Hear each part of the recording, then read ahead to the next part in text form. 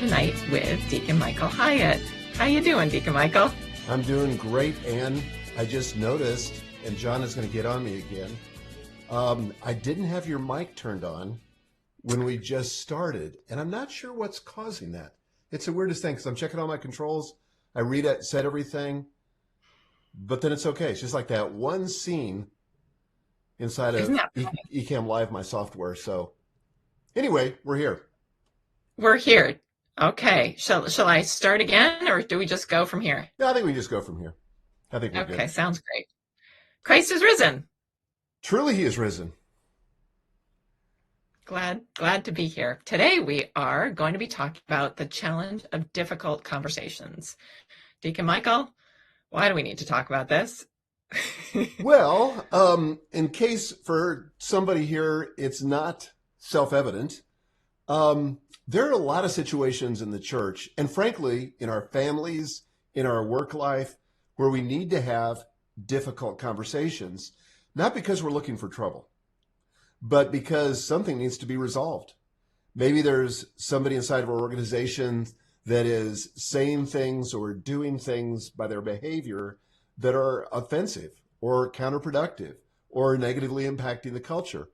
And in those situations, we need to be able to have a hard conversation, especially with people on our teams. You know, if you're a pastor, you know, it could be somebody on your staff. It could be somebody on your parish council. It could be somebody in your congregation. And I was talking with a pastor just last week who was having a meeting with a number of families who were upset about something, and he had to have a conversation with a whole bunch of folks. And he kind of was feeling like he was being ganged up on. But those are the kinds of things that we have to navigate, and they're never easy.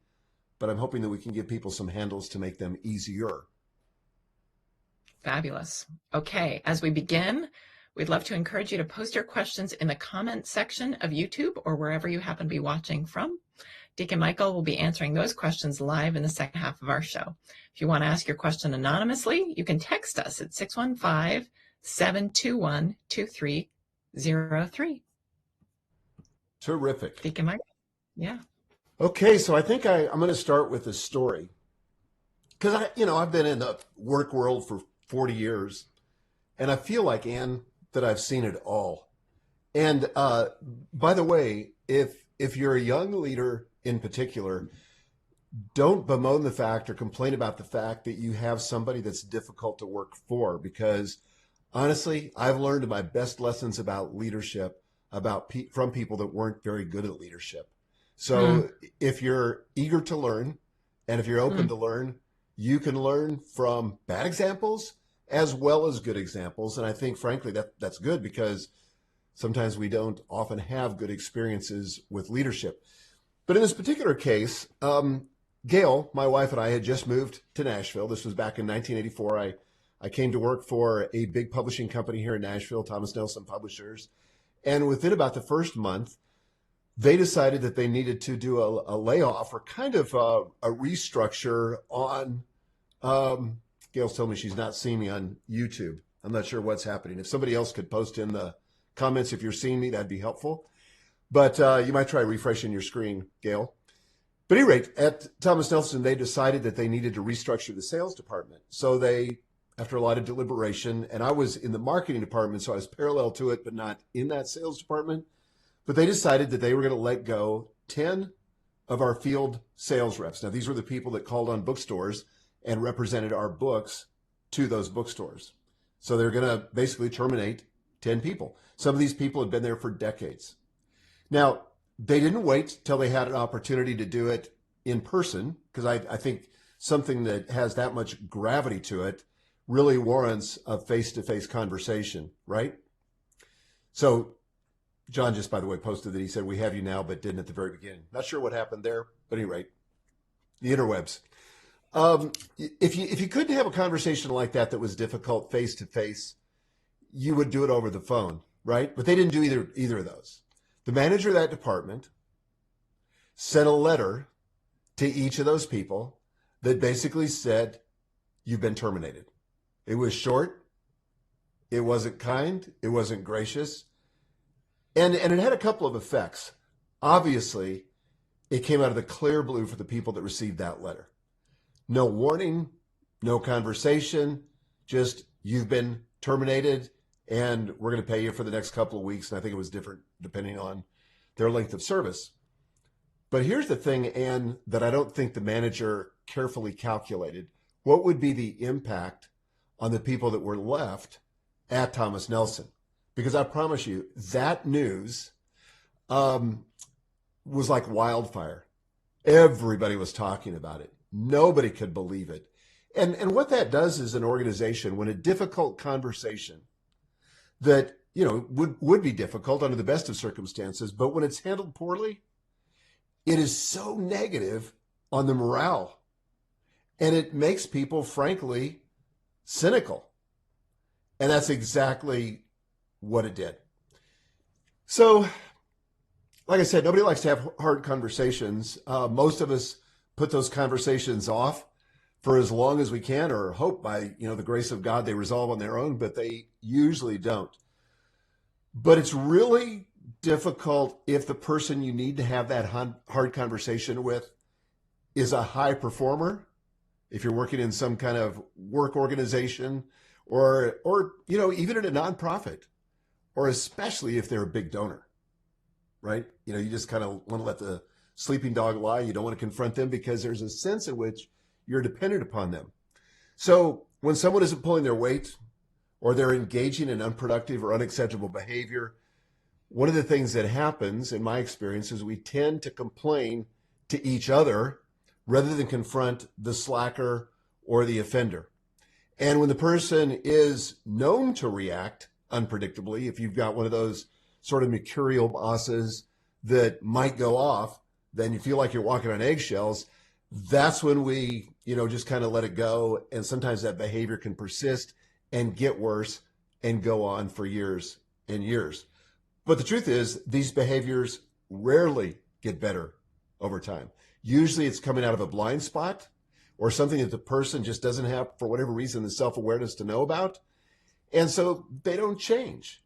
And as a result, morale plummets, our organizations, the people at our organizations get disillusioned, and your best people start looking for the door. They're going to find employment somewhere else, or if they're a member of your church, they're going to find another church.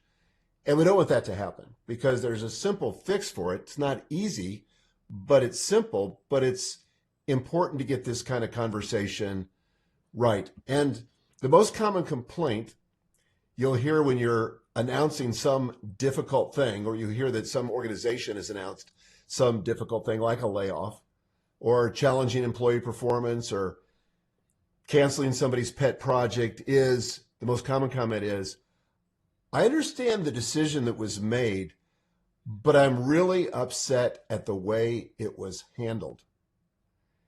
And so those are two different things, the decision that's made and the way that it's handled. So tonight we want to talk about 4 principles for how you can better manage conflict and how you can have these difficult situation or conversations. But before we get to that, Ann, I just wondered if you wanted to throw in anything from your own experience. Yeah, I would definitely say that everything you've shared strikes a chord with all the work that I've all the experience I've had in the church, and how we don't have great models of how to have great hard conversations. And I've been in systems where people are let go without reason. A lot of the time that could be fixed in terms of the culture, how the culture responds, by explanation. Once in a while, and this is a one-off thing, people can't, an organization or a church can't let everybody know the real reasons. And so at some point, I want you to reflect on that, is like how companies or organizations or parishes, if there's some sort of underlying scandal that you just have to navigate, and how you navigate that one. So I would say that the one thing that I've then on sort of, so that's the outside the usual story. Then on the sort of usual day-to-day operations and being clear in communication, after learning this the hard way, I've finally said, okay, these are the core characteristics, and written them up Hmm. for what our team needs to exhibit, so that I actually have something I can go back to. So when I hire people, I can say, I just want to go through these. This is what we're going to expect, and here's why. And then I can go back to them and say, I'm going to hold you up, like I'm going to talk about it with these things we've already discussed before. So So it's good. a clear expectation. Yeah, and this is where I would just exhort those of you watching that are leaders that it's really critical that you get this right. Because as leaders, we're always modeling for the people that we're leading. So people are looking to us, and more of what we do is caught, not taught. People pick up from our own behavior, the way that we handle situations. And we do tend to replicate ourselves inside of the organization. So that if we're the kind of person that is conflict avoidant, we will have a church full or an organization full of people that are conflict avoidant. And the problem is people don't just stuff that conflict or the irritation or the frustration they have. It typically comes out sidewise. And I'm going to get into that as we talk about this. Well, and I would just say that, with all of the amazing education I have theologically in the church, I had to interpret how I was supposed to behave. And there were like unwritten rules about who moved up any kind of ladder, you know, even though we don't really have the same kind of ladder in the church, but there were unwritten rules about that Right. that I could decipher, but it took me a while, and it's been years. It's taken me years to actually put those in words myself. So there's this hazy sort of, okay, how are we supposed to behave? And one of the reasons I love everything you write, teach, share is that you have an ability to articulate what most of us can't articulate. Thank you. Yeah, so I do think this is really good stuff. So thank you for Well, sharing. thank you. Okay. Well, so we want to frame this up, or I want to frame this up under 4 principles, basically for how to have difficult conversations. And I'm hopeful that as you're watching this, that this will serve you. Most of you are probably in the middle of a situation. In fact, think of it right now, a situation where maybe you've been avoiding it. Maybe you've hoped it would resolve itself, but you kind of need to intervene. You need to have a difficult conversation. And I want to kind of take some of the fear out of that tonight by giving you some principles that you can use that will apply to literally any difficult situation. And sometimes these are situations within our own families where we need to have these conversations. It may be a mother-in-law or a father-in-law or a daughter or a son or a spouse. It could be any number of things. But again, even a family has a culture, and that also can spill into the church and into the workplace. So this is important literally in every context. So let me give you the first principle, and it's this: set an expectation of candor. So this is one of the things you get to do as a leader. So if you're leading your family, you can do it for your family. If you're doing this in the church and you're the parish priest or a leader in the church for whatever group you're presiding over, maybe it's a youth group, maybe it's a young adults group, but you can set an expectation of candor.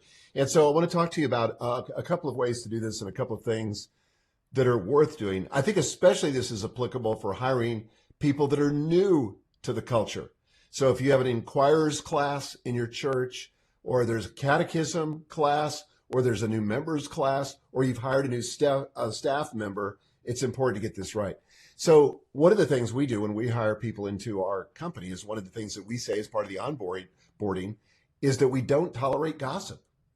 That's one of the ways that this kind of frustration, anger, confusion, whatever comes out sideways is through gossip. And the Bible is very clear about this.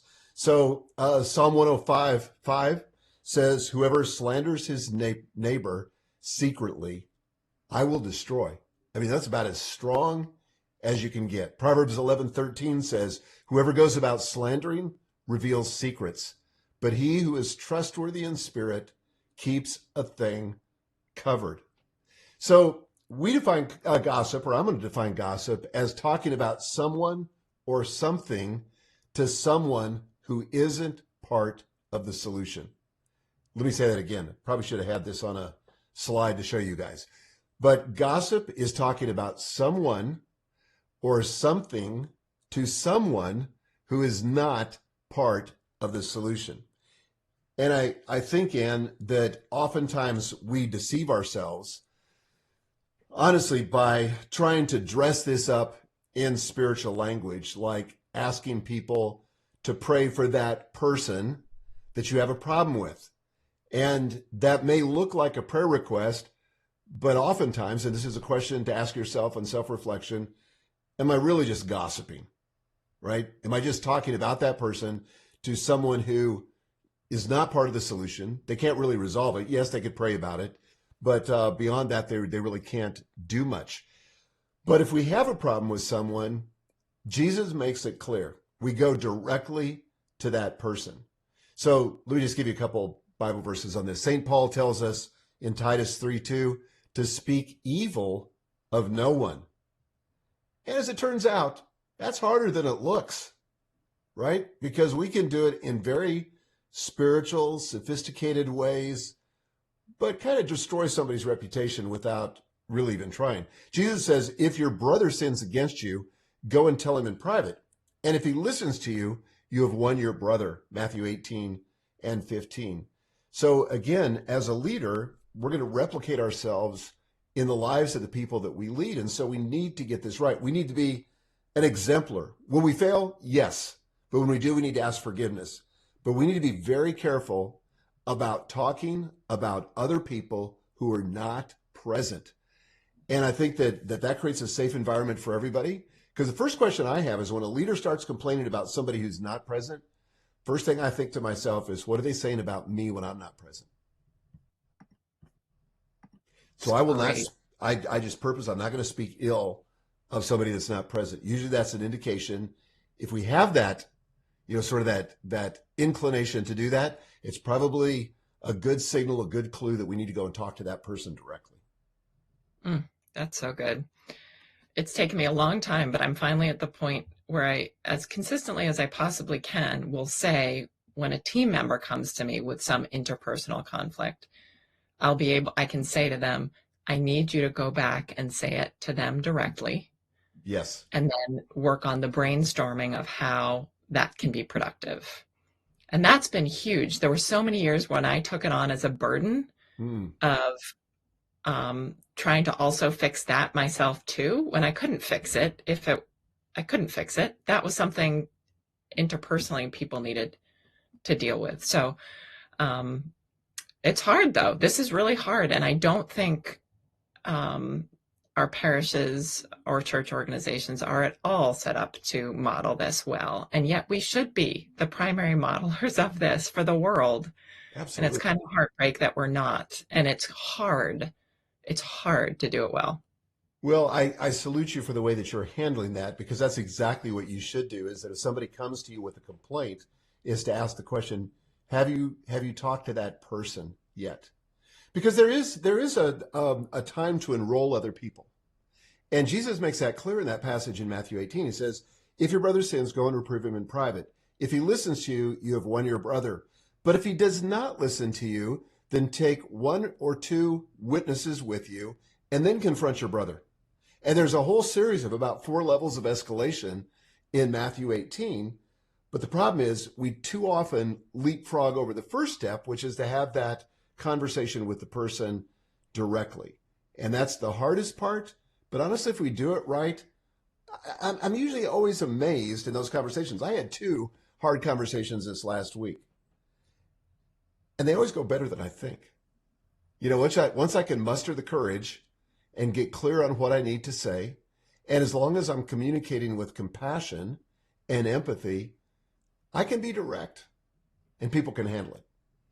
Have you stepped in? I think the hardest thing with this is it's one thing when you're in a community of trust, and you've been able to build a culture of an organization where there's that kind of trust. When you're in a a community or organization where there's deep distrust. Have you been in that kind of situation where actually, you tried to use candor and it just exploded? That the sort of unsaid thing, it was anathema to say it, and you've sort of crossed a boundary. And any thoughts you have around that? Because I do think for historical reasons, there are a lot of things we bury in our churches, and they're really deep, like historical traumas that we bring from the old country, unfortunately.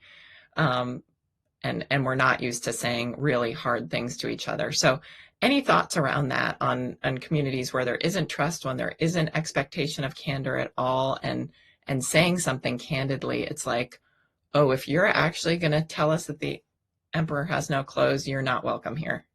Yeah.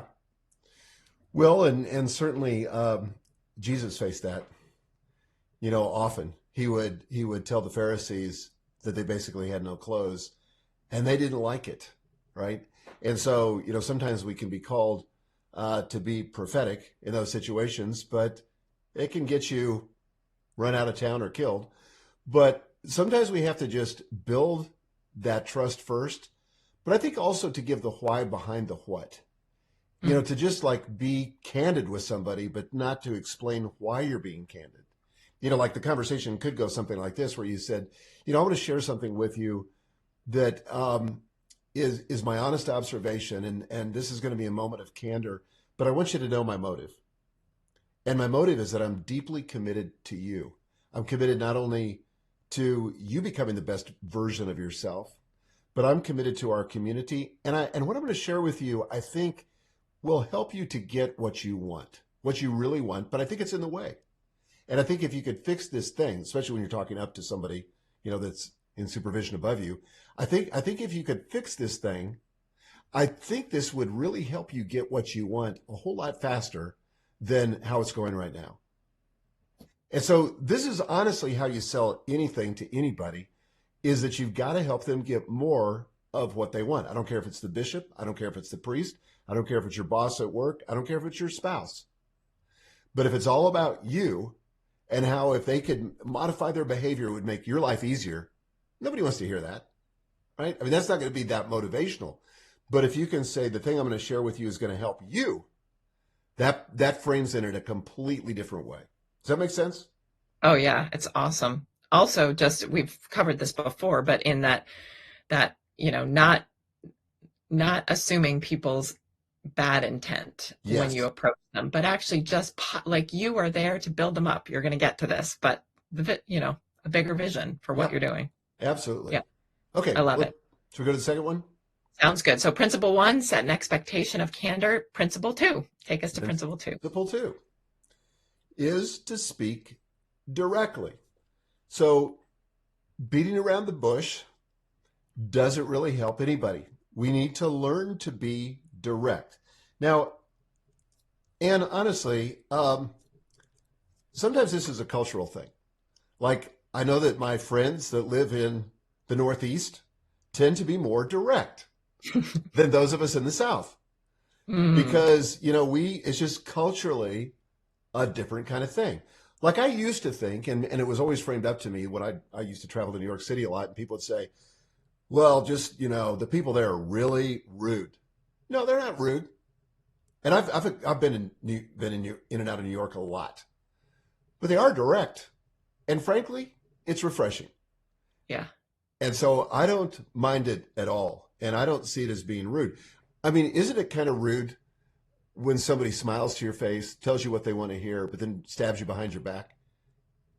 That's a kind of false kindness that's not helpful. Okay, so I want to talk about conflict avoidance. And by the way, in the comments, I'd love to hear from you. If you're conflict avoidant or you find yourself sometimes being conflict avoidant, and I'll be the first to raise my hand, tell me in the comments. I want to know that I'm not alone. Am I just talking into the air, or do we have some of you that are also struggle with being conflict avoidant? And I'll give it minutes for this to show up here, because the comments always take about 20 seconds before they show up. Okay, I want to talk about why we're conflict avoidant. And these are just a couple of reasons that occurred to me as I was preparing for this episode of the podcast. First of all, conflict makes us uncomfortable.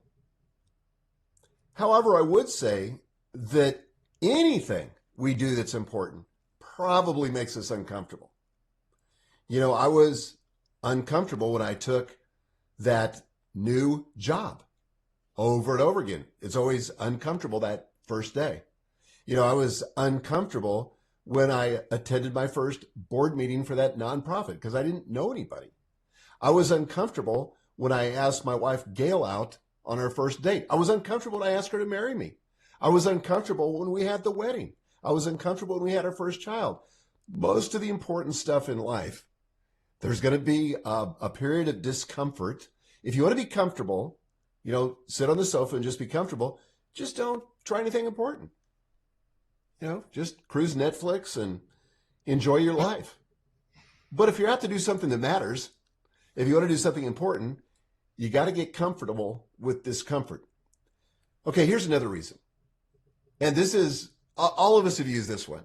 And that is, we're aware of our own sins and faults. We mistakenly think that somehow that disqualifies us from speaking up. Well, I have no business talking to, Father Joe because, gosh, who am I? I've got all these sins and all these things I struggle with. I have no business speaking up. But you do. The truth is, if that was the disqualifier, if that legitimately disqualified us, none of us would ever speak up about anything. But again, when we don't speak up, my experience is that typically comes out sideways.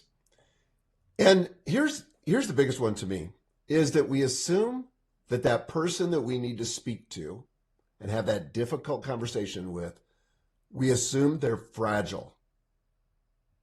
And the underlying presupposition is they're going to either break down or they're going to react negatively. They can't handle what we have to share. And on this last point, I was once confronted by my executive coach who said to me in a situation where I clearly need to confront somebody else. In my case, it was a board member. It was somebody who had the ability to fire me, or at least to move that would happen on the board. They held my life in their hands, at least vocationally. And she said to me, "You think people are fragile, don't you?" I said, "What do you mean?"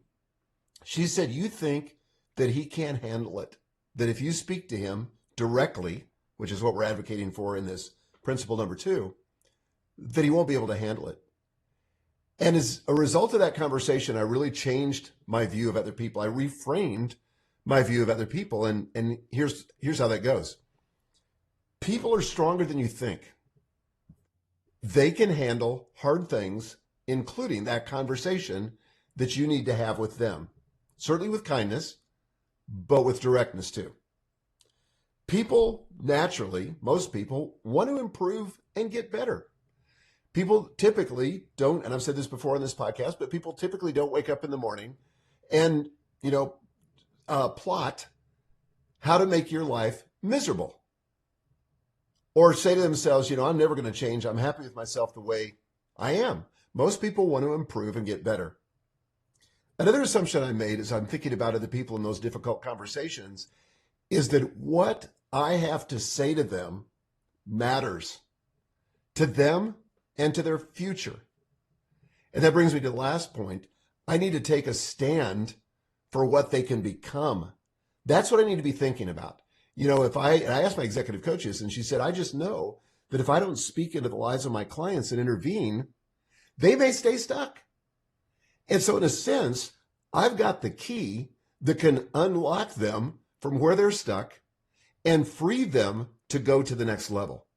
And I really think that's how we need to think about the people we're confronting. See them not as small, but as giants. People made in the image of God. People that really can become more.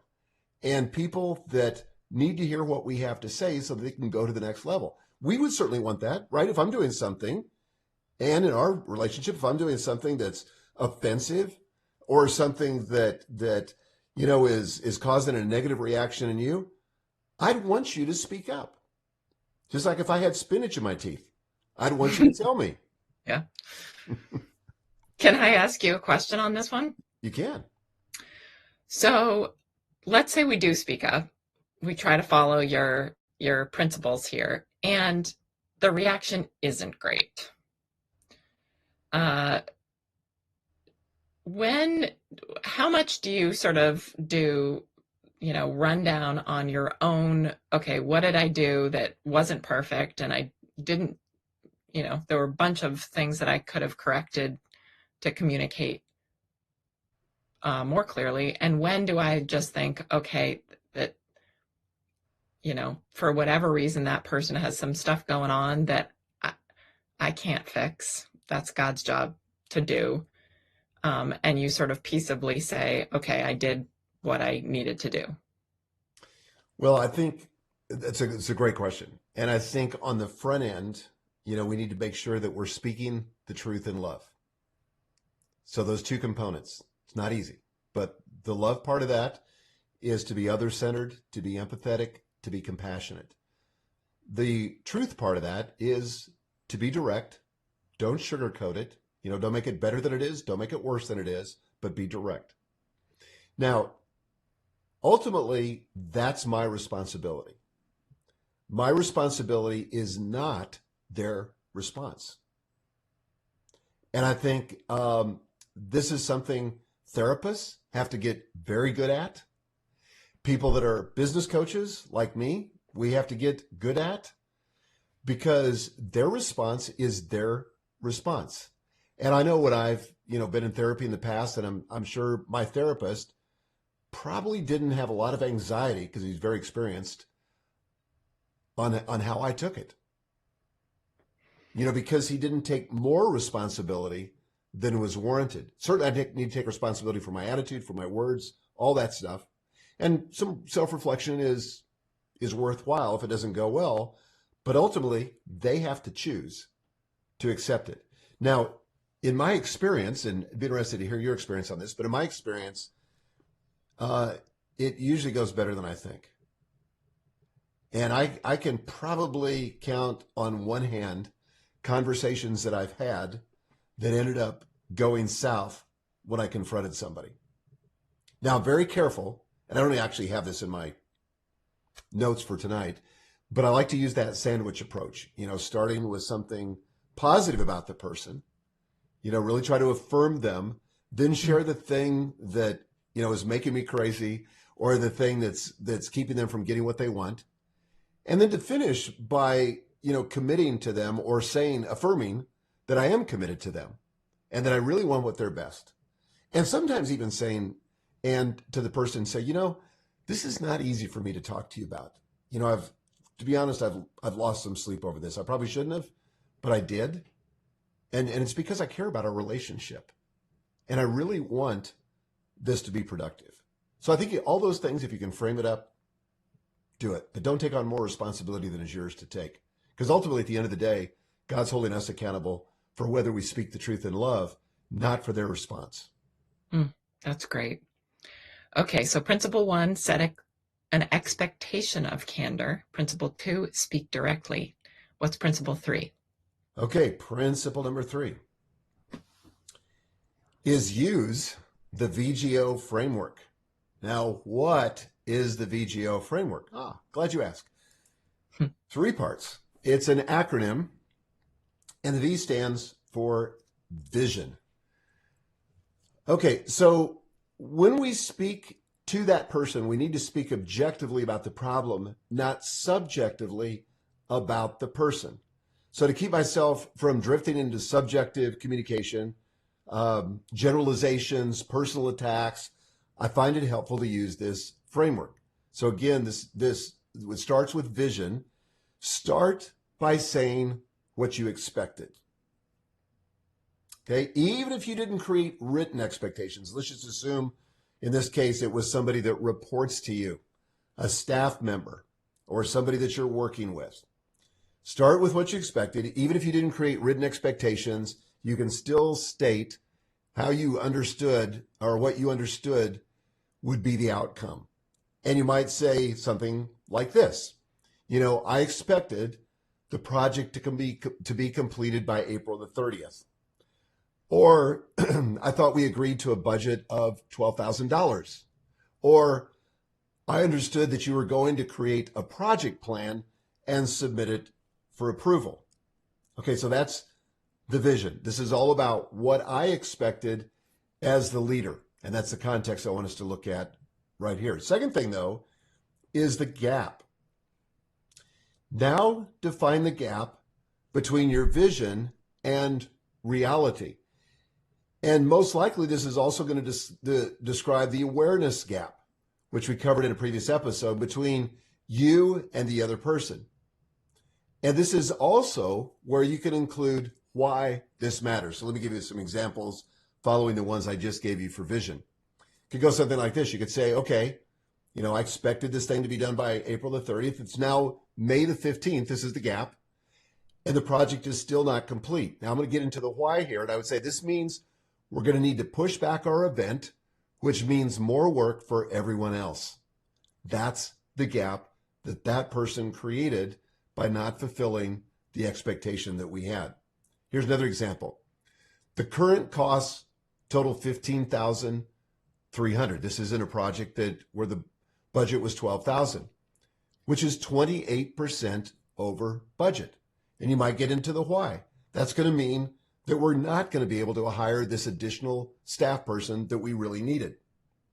Or here's another one. The project's now underway, but I don't have a clue as the leader what the outcomes are because you didn't do a project plan. And I feel like we've got a lot of sideways energy going on here. I'm not sure it's the best investment of our time, energy, and resources. So again, that would be the gap. Then finally, the opportunity. So finally state the opportunity for improvement in the future. And here's the key thing. Using the language of opportunity enlists the other person in the solution. It's much better to be given opportunity to improve rather than be told, fix this, or some threat that may better not happen again. So you might say something like this. Next time, I'd like you to update me of your progress at each staff meeting. That way we can address any delays before they become a problem. Or you might say, in the future, I'd like to see your projects come in on budget or under budget. What could you do to ensure that happens? Or with regard to the project plan, can we agree to stick with the policy of getting written approval for projects of this type? Now, what's really important is I want you to notice what I'm not doing. I'm not beating them up for the past. I'm being clear. I'm being direct. And I'm telling them how to approve going forward. So this is not feedback. It's literally feed forward because I'm looking to the future. So in one case, I had my executive assistant, Jim, when he first started. He's worked for me now for over 6 years. But when he first started, one of the things that makes me crazy as a manager is what I call black holes. When I delegate something to be done, and then the person to whom I delegate it doesn't check back with me and let me know the status. And so then I'm left wondering, usually in the middle of the night or early in the morning, what happened to that project? Right? I delegated it to that person and I have no idea where it is. Did they do it? Did they forget about it? It's gone into a black hole. So I said to Jim, Jim, I hate black holes. And I really need to be in the loop. And no, I'm not getting therapy. And no, I'm not changing. This is something you need to fix on your end. But here's the cool thing. You remember when I asked you to do that one thing? You actually did it, which was awesome. But you didn't think to loop back with me and tell me you did it. So I'm kind of left with this open loop that just keeps nagging at me like a dripping faucet. So I need you to come back and give me either the status or when it's complete. So going forward, could you do that? And he said, absolutely, no problem. So I didn't have to beat him up. Nothing, just gave him some feed forward. And we've literally never had a problem since that time. He's always so good to circle back with me and not leave me hanging. That's awesome. Let me ask you a question. If you were, say, parish council president and you've started a new project at the parish and your team members who you need to give feedback to are all volunteers, would any of this advice, maybe it's a building project, maybe it's a new ministry initiative, and there are deadlines, the deadlines pass, and you have to give some feedback. Knowing that it's a group of volunteers, does any of this change for you? Nope. And I'll tell you why. Everybody's a volunteer. Everybody's a volunteer. Particularly in this labor market, everybody's a volunteer. All the people that work for me or with me that I pay their salary and benefits and try to be generous in other ways, I treat them like volunteers because at any point they could leave. They could decide, you know what? I've had about enough here. I'm going to go somewhere else and probably make more money, right? Because that's just kind of the work environment we're in. So if you treat everybody like a volunteer, then there's no special treatment for volunteers. Volunteers want to be in an environment where there's candor, where there's the kindness of candor. They don't want to be left guessing where they are with you. And the one thing, and my daughter, Megan, who's the CEO of our company, is super good at this, but I've had people on her team say to me, the beautiful thing about Megan is I never wonder where I stand with her because I know if she's got a problem with me, she'll come and talk to me. That makes everybody relax. Everybody knows they're in good standing. If they're not, Megan will schedule a meeting with them and have a conversation. And that's good too, because then they can fix it. Everybody stays happy. That's awesome. Okay, so principle 1, set an expectation of candor. 2, speak directly. 3, use the VGO framework. Take us to 4. All right. Last but not least, listen non-defensively. Listen non-defensively.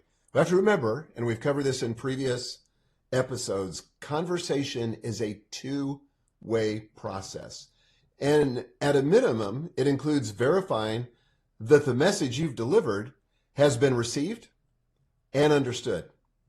So problem-solving conversations include dialogue. You want the other person to understand what you're thinking, why you're thinking what you're thinking, and that requires non-defensive listening. So invite a response to say, hey, I want to make sure that I communicated clearly, so would you just take a minute and repeat back to me what you heard? Now, you got to be careful you don't do that in a condescending way, but in an honest way. I just want to make sure that I didn't muddle the message. So repeat back to me what you heard. Or very simply, does this make sense?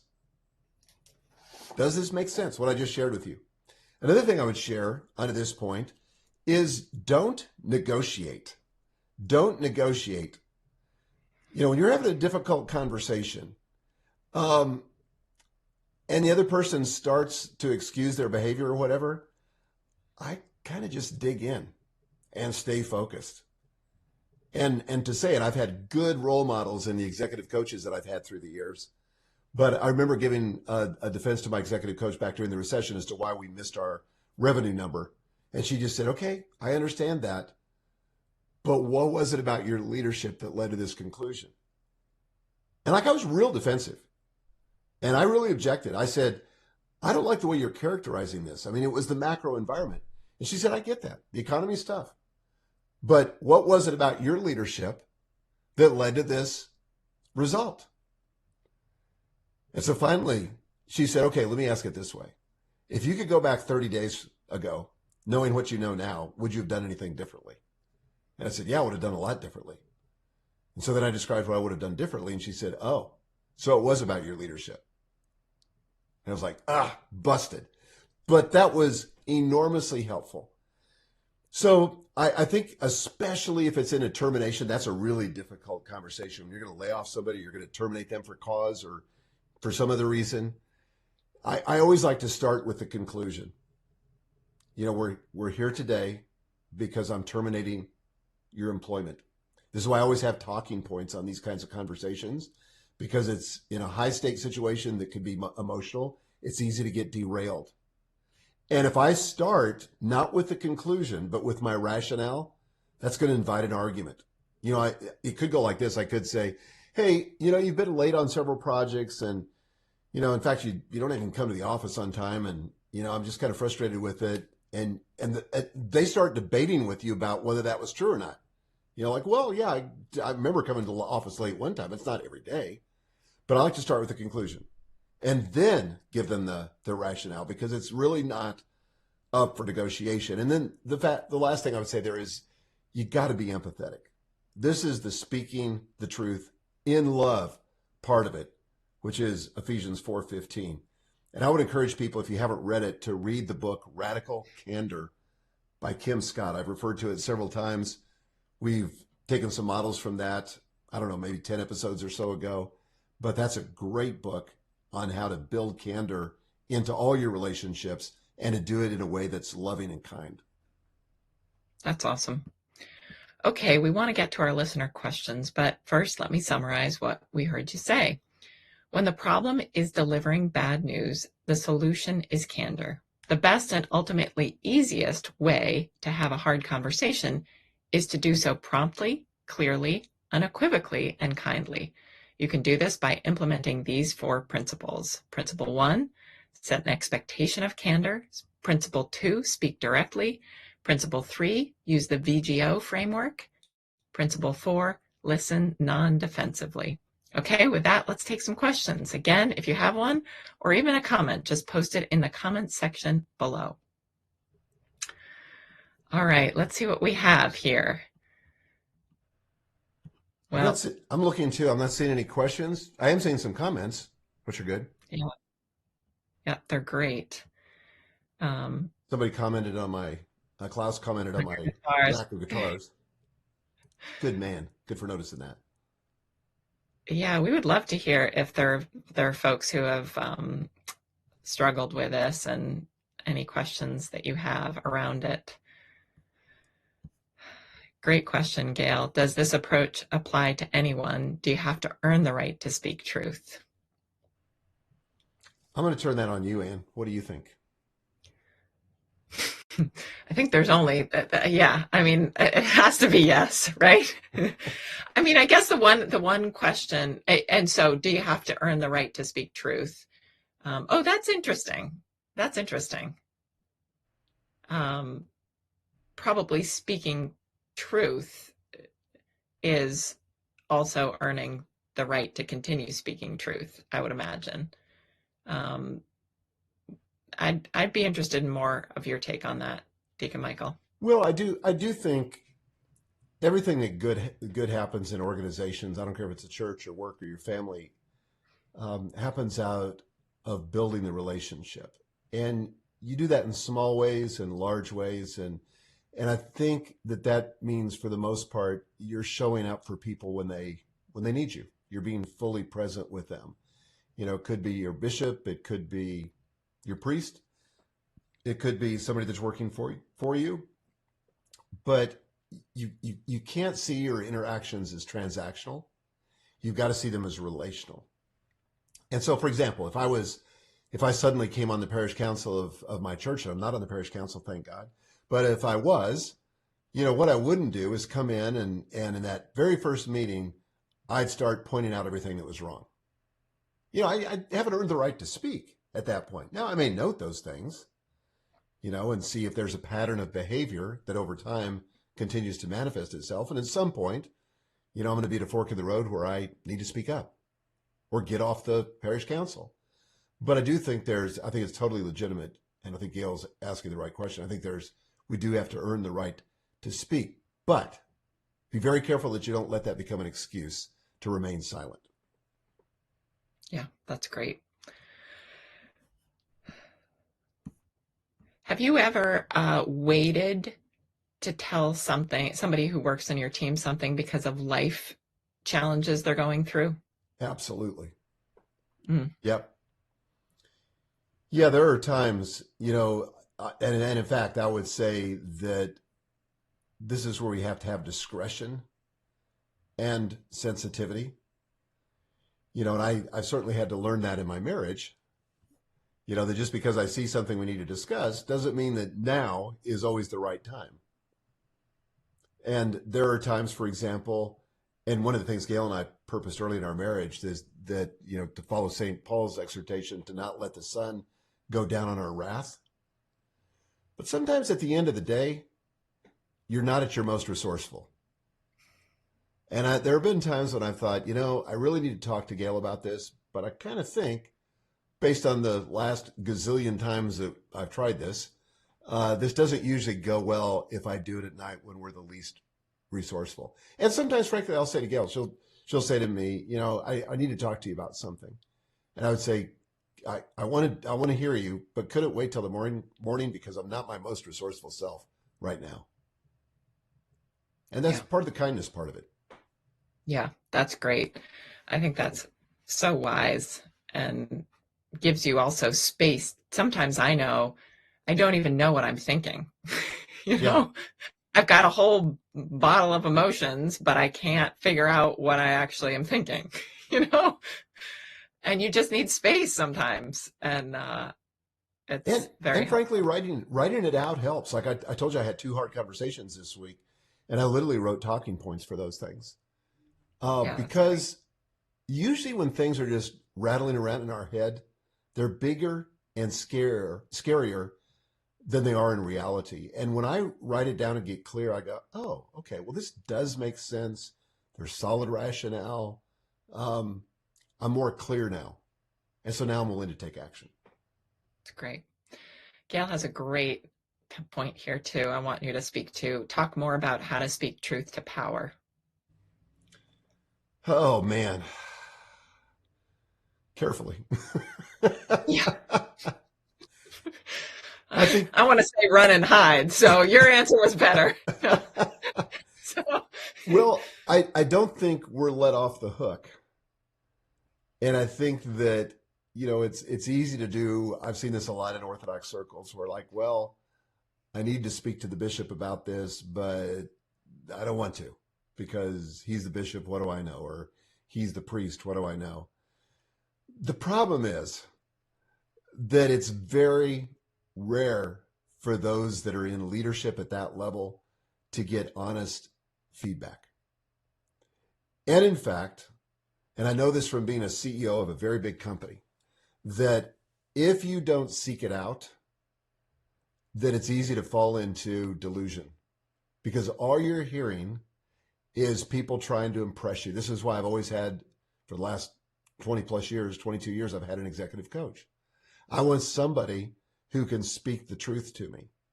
But when the shoe's on the other foot, that's where I think you can go into somebody like that and say, one of the challenges of your job, your grace, your eminence, is that it's really difficult for you to hear the truth because the truth is everybody's trying to impress you. Everybody is trying to do the calculus on what you want to hear, and they're telling you want to hear. But I love you and respect you enough that I want to tell you maybe something that you don't want to hear, but I think you need to hear because it's keeping you from getting what you want. So, which is what I talked about before.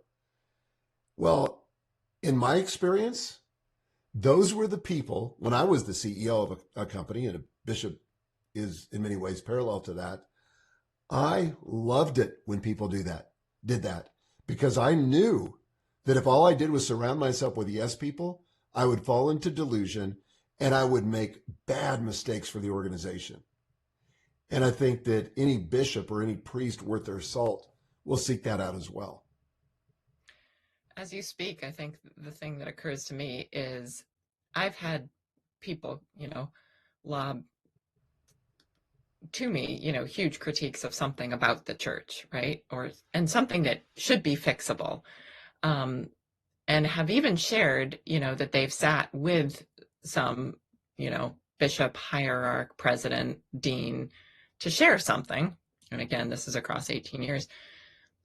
What I notice when it's effectual versus ineffectual is often the effective sharing comes with how they can help and how they can help the leader imagine a new future, imagine things that could change. I love the book, I've mentioned it before, Switch by Chip and Dan Heath, shaping the path or the scripting the critical moves. What are the things that could be done differently? Because often, now wearing the leader hat, you can't even think of it yourself. That's right. Either you haven't seen the problem, you've buried the problem because it's lurking there, but you can't think of any solutions. And if somebody can come forward with both seeing it from a different lens and then offering some concrete suggestions in, as you said earlier, in a way that says, I care about you, I care about this institution, I care about this church.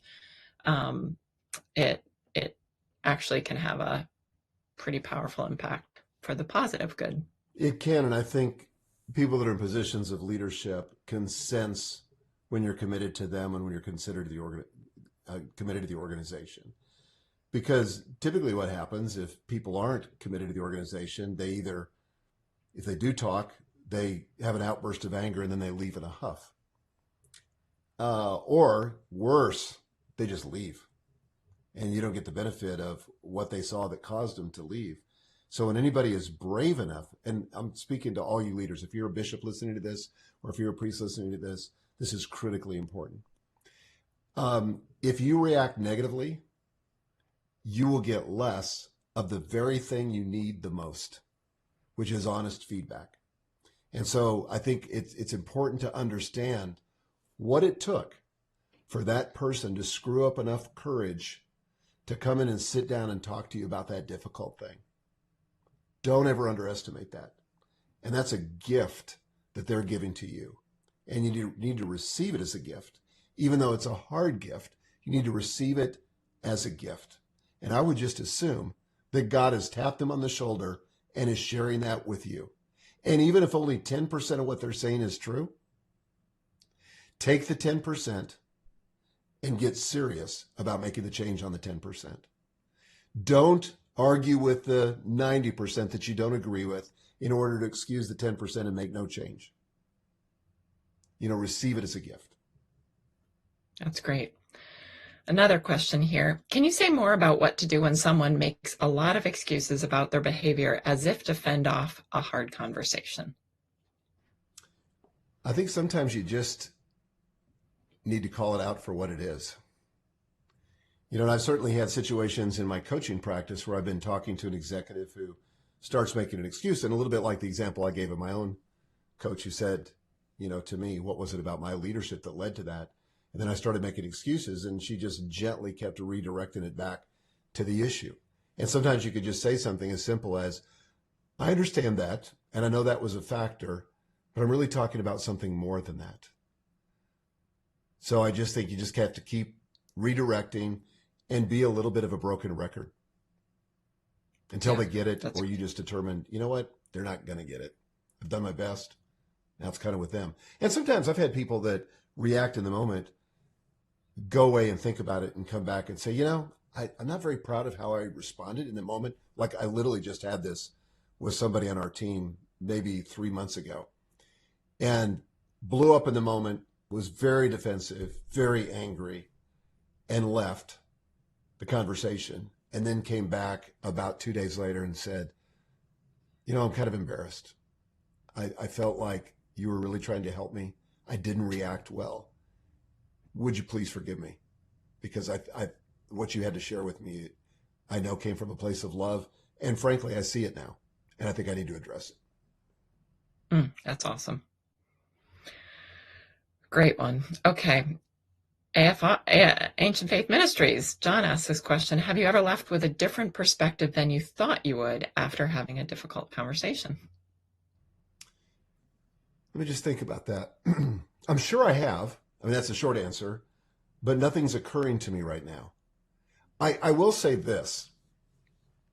There are situations that you go into where you may be acting based on one side of the story.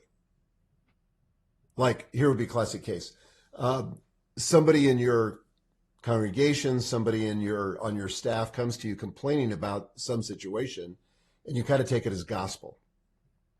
You act on it only to discover that there was another side of the story, and they were only giving you the information that put them in the best possible light, but didn't really address the whole context. And I think it's Proverbs 10:17, and I may be wrong, somebody can fact check me on that, but it says, he who is first in his own cause seems just, but his neighbor comes and searches him.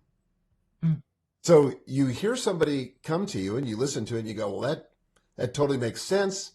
Now I need to go talk to this other person. That's why what you were saying earlier, it's really important to redirect those two people to each other And sometimes I've literally, when somebody comes in and complains, pick up the phone without even asking permission and call the other person into my office. Say, okay, let's have a conversation, the three of us. Then you kind of find out what the truth is. So definitely, John, get both sides of the story. If somebody's complaining about somebody else or a situation, it may not be as represented. That's great. Got some more comments here. Gail said regarding listen non-defensively, don't negotiate, start with the conclusion. Oh, that was the summary. And then there's a wonderful comment here at the end, Jonathan. Don't be afraid to agree or affirm other people's ideas that are there. Sometimes we have the same thought or ideas and don't say it first. Yes. Very good. Yeah, we need to call out the good things too. Absolutely. Yeah. More affirmation. All right. Well, we're a little over time now. And Deacon Michael, I know you have an announcement. Would you share that with our listeners? Yes. And it's a kind of ironic that tonight's topic is the challenge of difficult conversations, but we need to have one of those right now. And here it is, again, starting with the conclusion, because it's not up for negotiation, but this is our last episode of The Orthodox Leader. And I think I'm speaking for both of us, and you can chime in if you want, but I think we've really enjoyed doing this podcast, but I'm afraid it needs to come to an end. So I want to give you the rationale, and here's what it is. First of all, and I'll just speak for myself, I'm a steward of my time. I only have 168 hours a week, and therefore I need to invest whatever time I have, whatever resources I have wisely in the activities that have the biggest return. And after 17 episodes, I've determined the podcast just isn't one of those items. And here's the reason why. First of all, my life circumstances have changed. For example, I have two aging parents, ages 88 and 87, soon to be 89 and 88 in a few short months. I have 5 daughters, 3 sons-in-law, 10 grandchildren, including a new grandson, all within 20 minutes of my home. And I feel like I need to be spending more time with them, especially my parents and our grandchildren. And in addition to that, we recently rebranded our company. We've started or launched some new initiatives. And I feel like I need to be spending more time there than last fall when I turned over the business to my youngest daughter. It's, I had some assumptions about my involvement, and I'm still more involved than I thought I would be. So the problem is I spend about 5 hours a week on this podcast preparing, and I'm spending, that's a big chunk of time. And it made sense when we started the podcast back in September of 2021. But again, my life circumstances have changed. And, if I'm on the honest planet, I have to say that this podcast hasn't quite gained the traction that I thought it would. And that's okay.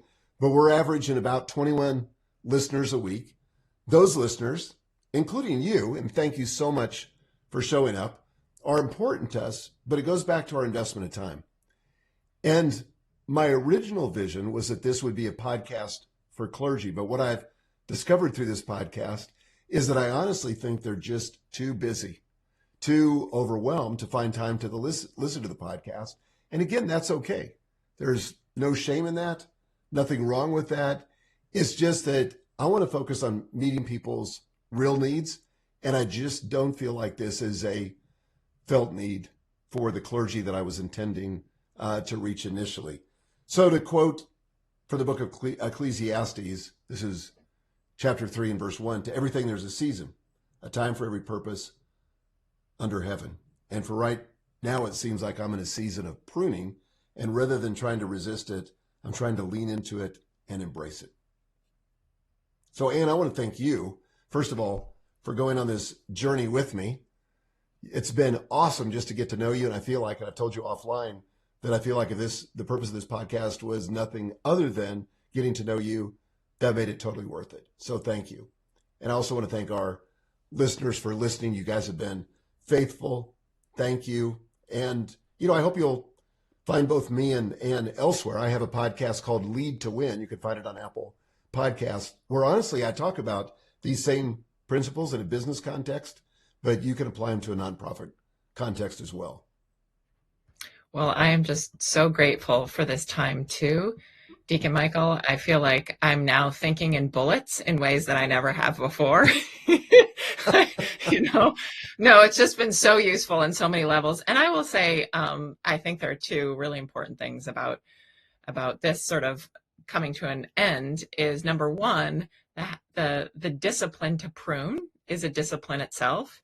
And I think in the church, we don't do that enough, just in terms of really taking a hard look at, okay, what do we have capacity for in our family lives, and our work lives, and really, what is good stewardship of our time, and taking some hard decisions around that. So number one, thanks for modeling that for us.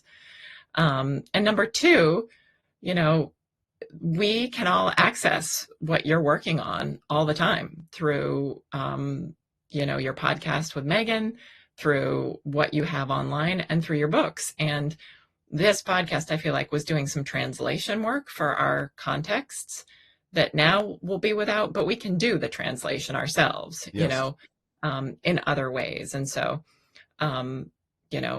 being a student of leadership is something that we don't need this podcast to do for all of us. It's finding the books, the resources, the podcasts that we need to keep working at it in the way we work on our spiritual lives. I've said that. I feel like there's this great parallel between the way we grow our life in Christ and the way we grow as leaders. They're both like an ascetical discipline of sorts, to love other people.